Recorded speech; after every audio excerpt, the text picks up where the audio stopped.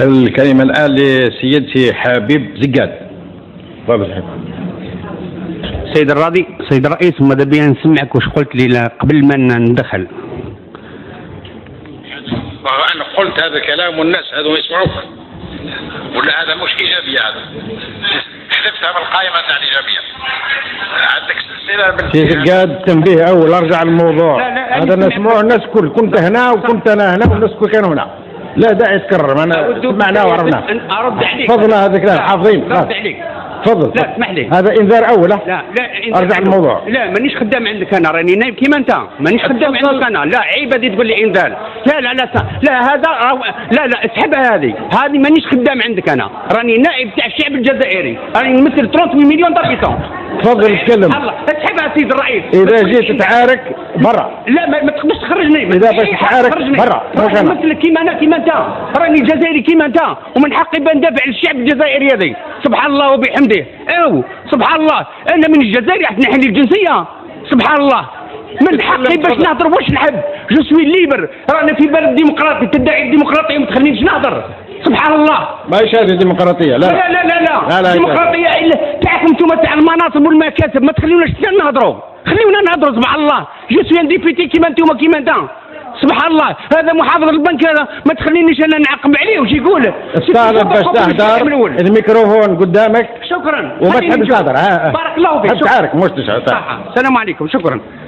أود بداية أن أرد على تعقيباتكم سيد الرئيس وبعض زملاء النواب بعد مداخلتهم قبل الأخيرة وادعائهم الباطل والمنع الجزائريين في كل مرة بمنحهم الحرية والتعبير والديمقراطية، بينما لا تعد هذه الديمقراطية إلا كلام فارغ. سيدي الرئيس، لو كنتم ديمقراطيين لقبلتم بالرأي الطرح الآخر دون امتعاض أو ضيق. ألا تعلمون أن الديمقراطية هي تعدد المذاهب والطروحات والرؤى؟ أما الإيجابيات التي ما فتيتم الإشارة إليها وتلوموني على عدم ذكرها كل مرة هو أنكم ساهمتم حقا في تحرير هذا الوطن الغالي، ولكن أذهبتم حسناتكم بفساد الأخلاق السياسي وانتشار السرقة والنهب وابتعادكم عن شرعية الشعب والقانون والمؤسسات، مما سيرهن مستقبل البلاد واستقلال. اجماع البلاد رايح تباع غير ما تقصكم والو. اقسم بالله مع هذا الحاله اللي صايره فيها البترول، والله العلي العظيم ما تلقاو ما تاكلوا، ما تدققوش باسكو لا سيتياسيون ان الجيري اي تري غراف. لقد ورد في الصفحه 61 من التقرير المذكور ان الاعتمادات في اطار البرنامج الخاص للهضاب العليا بمبلغ 8.500 مليار دينار جزائري لم تشهد اي استهلاك الى تاريخ 31/12/2012، وحققت وزاره البريد والتكنولوجيا والاتصال نسبه 2.85.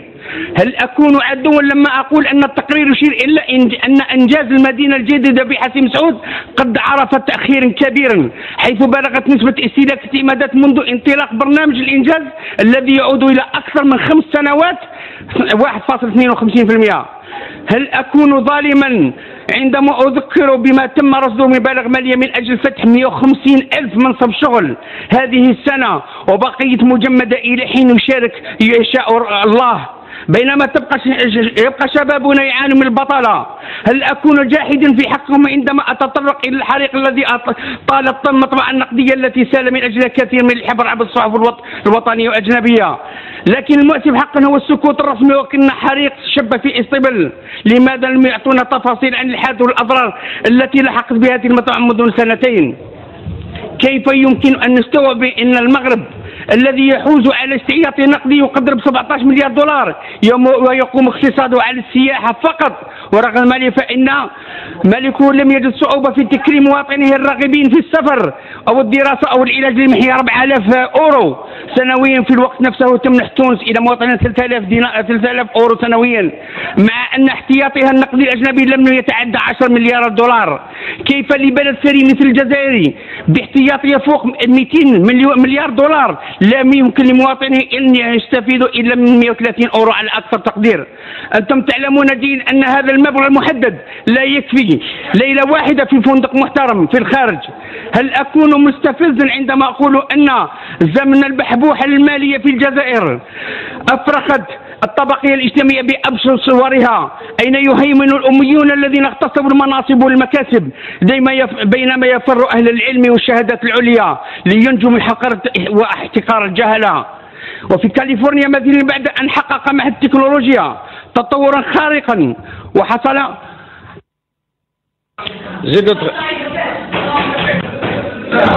لا سنسمع نزيد لك دقيقة رغم أنك ضيعت أكثر من 3 دقائق في معركة فارغة ما عندها حتى معنى. تفضل. يعني يضربوا الشتاء على تزيد لهم 2 دقائق 3. تكلم سبحان الله وبحمده. خليني عندي تاع الجزائر ديال ربي مش تاعي. كاين اودي اسكتي انت اميه سبحان الله. والله العظيم كيف لبلد سليم مثل الجزائر باحتياطية فوق 200 مليار دولار لا يمكن لمواطنيه أن يستفيدوا إلا من 130 أورو على أكثر تقدير. أنتم تعلمون جيدا أن هذا المبلغ محدود لا يكفي لكراء ليلة واحدة في فندق محترم. ديجا نهدي لك مدام، نهدي لك التدخل تاعي، اهضري وحدك. انتم خلقتم ربي دلكم وليتوا احترافيين في الشتاء. ارجع الموضوع، انت تعارك زي تعارك، راك في مجلس الشعبي الوطني ماكش في السوق.